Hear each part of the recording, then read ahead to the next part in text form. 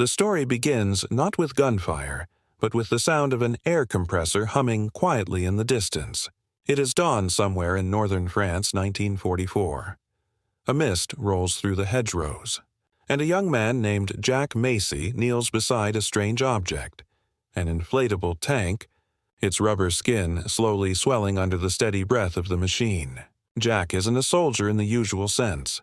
Before the war, he was a designer, a sculptor, a man who lived for the feel of clay beneath his hands. But this morning, he and his fellow artists are creating something far stranger.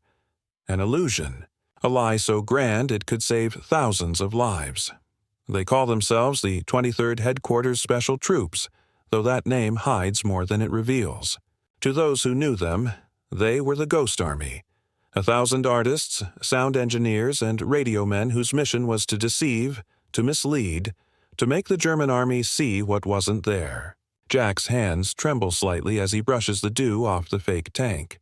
He glances across the field, where men are unrolling camouflage nets, setting up fake artillery, painting shadows where light should fall. It is theater, but the audience is deadly serious. The concept began months earlier in the United States. Military strategists had realized that sometimes the most powerful weapon isn't a bomb or a bullet, but belief. If the enemy could be made to believe in the presence of an army where there was none, real divisions could strike elsewhere unhindered. So they assembled an unlikely cast: painters from art schools, sound engineers from Hollywood, radio experts from Bell Labs, even fashion designers from New York. These were men who had never dreamed of firing a gun in anger, and now they were being asked to fight a war of shadows.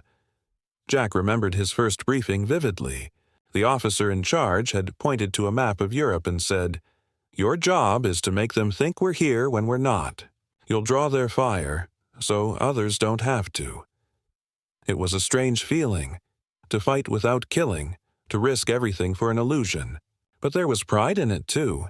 They would be the painters of war's grand deception. Their training was as bizarre as their mission. They learned how to camouflage fake tanks under nets so real that reconnaissance planes couldn't tell the difference. They practiced inflating rubber jeeps, complete with fake mud splatters. They studied how tire tracks looked after rain, and how long shadows should fall in the late afternoon to seem authentic from the air. At night, they rehearsed the sound of war. The grinding of tank treads, the rumble of engines, the shouts of soldiers. Massive speakers mounted on half-tracks would later blast these recordings into the darkness, echoing for miles. By June 1944, they were in England, preparing for the Great Invasion.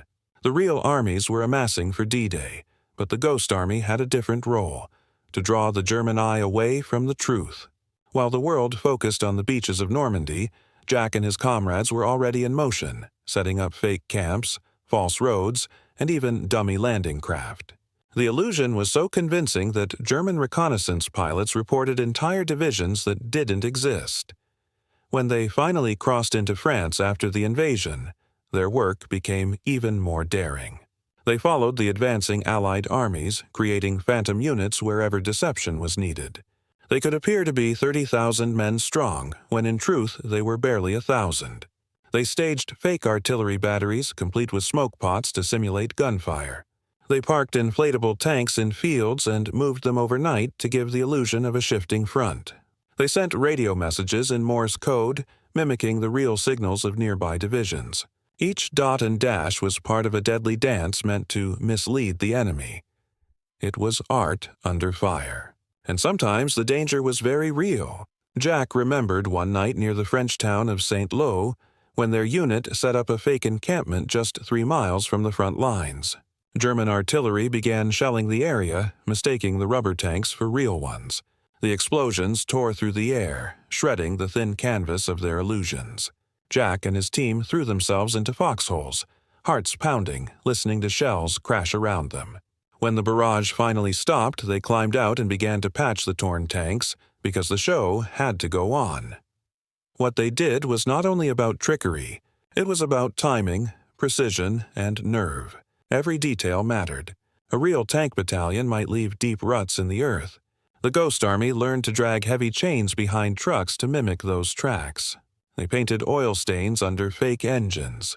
They even heated dummy tanks with small fires so that German aerial infrared scans would register them as genuine. And when they drove through liberated French towns, they wore the insignia of other divisions, chatting loudly in cafes where enemy spies might be listening, spreading rumors of troop movements that didn't exist. Jack sometimes wondered what the Germans must have thought when they realized they had been duped. Perhaps they never knew. Perhaps the illusion was so perfect that, even in defeat, they believed they had fought a real army. That was the beauty and tragedy of deception. It saved lives, but it also blurred the line between truth and fiction. The Ghost Army's finest hour came in early 1945, as the Allies prepared to cross the Rhine River, the last great natural barrier before Germany itself. The operation was called Viersen. The plan: make the Germans believe that the main crossing would occur far to the north. Jack and his team went to work with feverish energy. They inflated hundreds of rubber tanks, parked trucks in precise patterns, and set up an entire fake headquarters. The sound crews played recordings of engines revving, pontoon bridges being built, and soldiers marching. Radio operators filled the airwaves with chatter.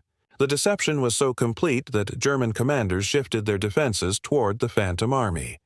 Then, under cover of darkness, the real Allied forces crossed the Rhine miles away. The Germans realized too late that they had been fighting shadows. The operation was a resounding success, one of the finest feats of military deception in modern history. And through it all, not a single shot had been fired by the men of the Ghost Army. Their weapons were art, sound, and courage. When the mission was over, Jack stood by the river and watched the real tanks roll across the bridges his illusion had protected. He felt pride, but also a strange emptiness. No one would ever know what they had done. Their work was top secret, their stories sealed for decades. They would return home with no medals, no public thanks, only the quiet knowledge that their tricks had saved thousands of lives. And yet, in their silence, there was dignity. Theirs was a kind of heroism that didn't demand recognition. It asked only that truth, in time, would remember them. Jack Maisie felt the cold mud of northern France seep through his boots on that August morning as the French sky opened into a pale gray. They had pulled up under the cover of darkness the night before, a convoy of half-tracks, some real, most not, flatbed trailers carrying strange bundles wrapped in canvas, men creeping through hedgerows to set up camp. By dawn, the scene he helped erect would be anything but subtle. That was the point. The Germans needed to see something big, even if it was entirely false. Months earlier, back in England, Jack had trained with other artists at arms. At their training camp in rural England, he and his comrades had inflated rubber tanks beside real ones, practicing until the difference was invisible from the air. They learned how wind, light, and shadow could betray the ruse. They practiced lowering the cloth flaps in the dummy engines so reconnaissance aircraft would spot the exhaust heat zones painted in charcoal. They studied the rhythm of real units, truck convoys pulling out, bridging teams clanking wood beams, and then designed recordings of those sounds to play through giant speakers mounted on half-tracks. Sometimes the speakers could be heard 15 miles away. On this day, Jack's unit was part of a mission codenamed Operation Brittany. The goal, while real Allied units pressed east from Normandy, German intelligence must believe multiple large formations were still massing in western France. Jack stood near a flatbed trailer that held several 93-pound inflatable decoys, false Sherman tanks, trucks, even anti-aircraft guns with blank barrels. He remembered how the lead designer, an ex-advertising copywriter from New York, joked, "We're the world's first theatrical tank. Company." But Jack felt no humor that morning. He felt the tension of the real front just a few miles ahead. He painted his part of a decoy with olive drab and muddy streaks, drips and smears placed deliberately. The goal was imperfection. Too clean and it would look fake. An aerial photo might catch it. Too sloppy and it would betray the trick. They had learned from British deceptions in North Africa that the enemy often believed what they saw rather than what made sense. At twilight, Jack's team rolled out cables, set up loudspeaker trucks, and tuned them to the rumble of dozens of tanks moving at dawn. They blasted the sound at midnight so German night recon could pick it up, and evacuated by morning so the real Allied advance could move. By the time Jack climbed into his foxhole that night, he could hear the faint playback of deep engine throbs and the clink of metal on metal. But he also heard something else, the muffled roar of real artillery in the distance, where the actual armies pushed forward. He felt the dual reality of this war, the real, brutal combat and the phantom war he and his comrades waged. He lay awake, thinking about the men in those real units, sometimes thousands of miles away from the cushion of camouflage and illusion, trusting that his show would hold. Several nights later, in a wooded clearing near the French port of Brest, they conducted another elaborate deception. German commanders believed a heavy armored corps was forming to the north of the city. Jack and his unit inflated dozens of tanks, trucks, and built dummy campsites, complete with fake laundry on clotheslines, wooden crates stamped with division numbers, even tents marked headquarters. They mounted heavy speakers and blasted the sounds of marching infantry, tank engines, and field kitchens clanking. The radios were tuned to fake chatter, operators sending and receiving messages under names of units that should have been there. Someone in the unit later called it a 2-division roadshow in 3 hours. Jack wandered through the fake camp early the next morning, sun pushing up through the trees. He saw the dummy tracks trailing into a muddy field, as though an armored column had rolled out at dawn. He adjusted the tarp over the decoy artillery barrel, brushed stray leaves off the fake engine cover. Nearby, a sound truck idled, its speaker horn open like a giant mouth ready to roar. Jack paused and felt a strange pride, to build something so thoroughly that it fooled one of the most ruthless armies in the world. But pride didn't erase the danger. They did not carry heavy weapons. Camouflage painters and sound engineers, yes, but no heavy tanks, no full artillery, a few rifles. If the enemy suddenly decided to test the illusion, Jack and his friends would not be able to fight back like a real armored unit. That truth weighed on him when the Allied advance stalled and German patrols crawled closer than expected. In a bitter turn of events during September 1944, near Metz, General George S. Patton's Third Army found itself facing a gap in the line. In response, Jack and the Ghost Army unit were ordered to fill it. Visually, for 7 days, Jack's team maintained the illusion of a full division. Sounds of tanks, fake headquarters reports, trucks rolling, and fake supply dumps. All the while, real men were plugging gaps behind them, preparing for assaults, living and dying. Jack watched German aerial reconnaissance pass overhead and held his breath, knowing if they discovered the ruse too soon, the real gap could be overwhelmed. The nights were long. Each creak of a branch, each distant explosion pulled his mind toward the real risk.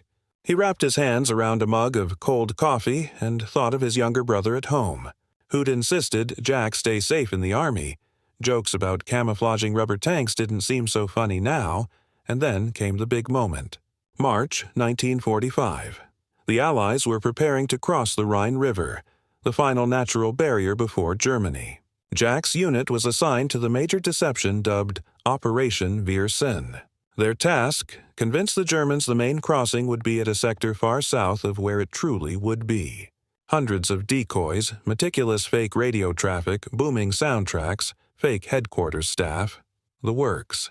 They impersonated 2 full divisions, some 40,000 men, while in truth only 100 men made up this ghost army.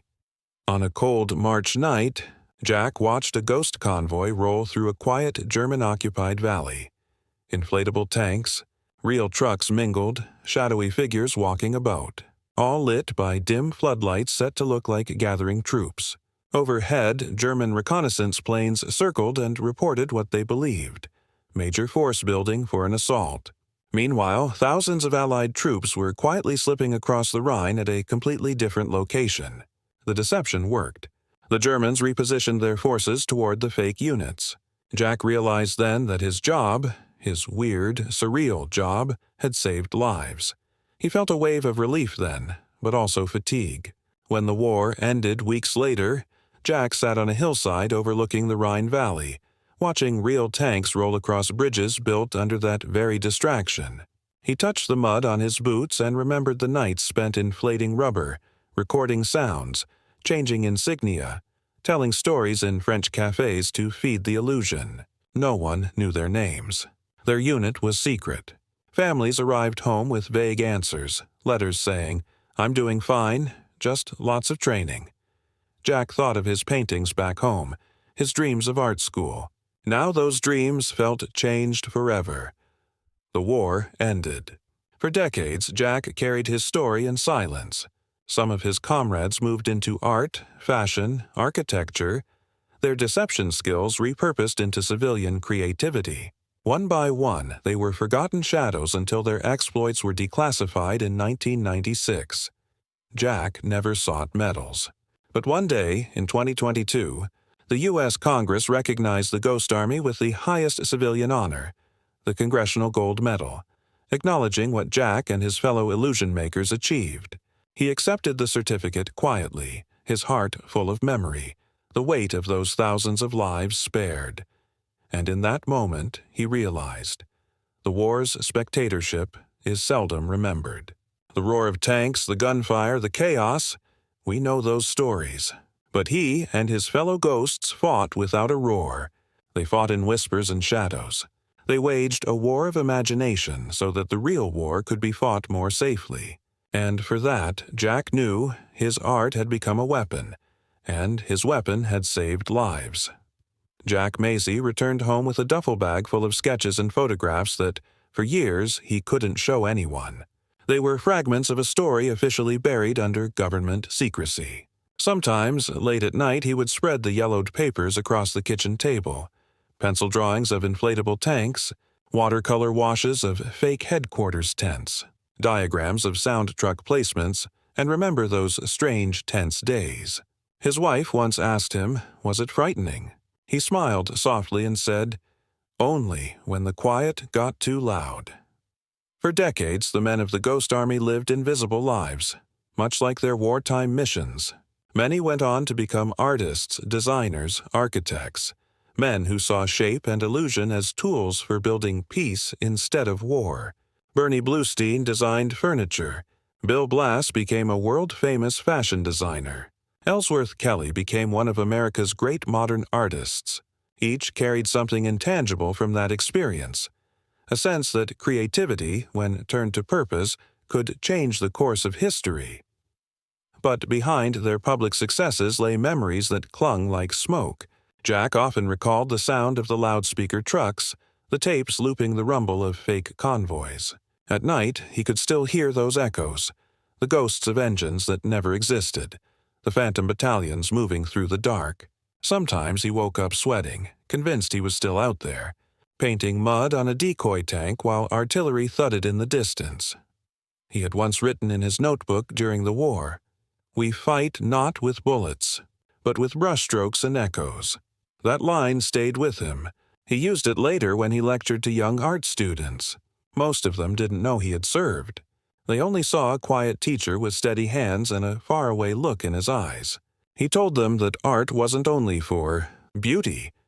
Sometimes it could save lives. The truth of what they had done finally began to emerge in the 1990s. An archivist stumbled upon their units, classified records, and realized the magnitude of their deception campaigns, how their work had saved tens of thousands of Allied lives. When word reached Jack, he was already an old man. He laughed and said, "Well, I guess the ghosts finally got caught." But there was pride in his voice, a deep, quiet pride that words could barely hold. As documentaries were made and historians pieced together their missions, the public began to see them not as tricksters, but as artists of survival. They had redefined the battlefield, proving that wars are not only won by force, but by imagination. Their fake convoys had diverted enemy troops, their illusions had confused entire German divisions, and their courage had stood against the possibility of discovery every single night. For Jack, the moment of recognition came one spring afternoon when he stood in a museum gallery surrounded by his old comrades' artwork. On the wall hung sketches of decoy tanks and mock headquarters, displayed like relics of some strange dream. Visitors walked by, pausing to read the captions. Jack stood silently in the corner, his hand resting on his cane, watching strangers look at the ghosts he had once created. For the first time, he felt seen. One of the younger visitors, a boy perhaps 12 or 13, asked his father, "Why would artists go to war?" Jack heard the father reply softly, "Because sometimes, son, art can protect people just as much as a rifle." Jack smiled. That, he thought, was all the recognition they had ever needed. Still, the memories never truly left him. There were moments when the smell of rubber or the low hum of a truck engine would take him back. To France, to Belgium, to the edge of the Rhine. He would see again the faces of his comrades, laughing in the rain as they patched an inflatable tank with glue and canvas. He would remember the night sky glowing orange with artillery, and how they'd whispered jokes to keep fear from taking over. In those moments, he understood that what bound them together wasn't only duty, it was the shared knowledge that they were performing something extraordinary and fragile, playing their part in the grand theater of war. When the official honors finally came, decades later, Jack was one of the last surviving members. He attended the ceremony in a simple suit, his medals polished but modest. The speaker read their citation, how 1,100 men had deceived an enemy army of millions, saving countless lives without firing a single shot. As applause filled the room, Jack felt a lump in his throat. He thought of the friends who weren't there. The painters, the set designers, the engineers, all gone now, their laughter fading into history. After the ceremony, a journalist asked him what he wanted people to remember about the Ghost Army. Jack paused for a long moment. Then he said quietly that sometimes courage looks like art, and sometimes art looks like courage. He looked out across the crowd and saw his grandchildren watching him, wide-eyed, proud, curious.